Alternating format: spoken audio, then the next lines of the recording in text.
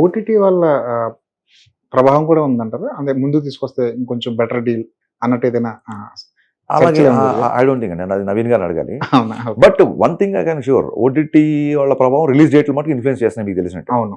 అదైతే ఉంది. అవును. యా, బయట ఏం మాట్లాడుకుంటారు, కొంచెం ముందుకొస్తే ఓటీటీ డీలింగ్ కొంచెం బెటర్‌గా అయితే మంచిదే కదా. నిజంగానే హిందీ సినిమా ప్రభావం మన మీద ఉంటుందంటారా? అంటే ఎంతవరకు ప్రభావం చూపించవచ్చు? అది ఎలా ఉంటుందంటే అన్వర్ గారు, డిస్ట్రిబ్యూటర్లు, బయ్యర్లు, ఆ ఈక్వేషన్స్ వేరు. అవును. ఏది ఒక్కొక్కసారి అర్థం కాదు మనకి.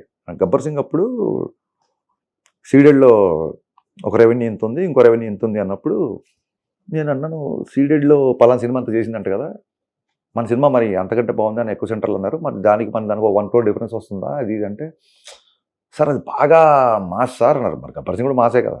లేదు సార్ అది బాగా మాస్, మనది ఎంత కాదని కొంచెం పాటలు వీళ్ళు, మనది కొంచెం ఫ్యామిలీస్, మన మరీ ఊరమాస్ కాదు సార్, కొంచెం అందుకే అలాగో లెక్క చెప్పారు.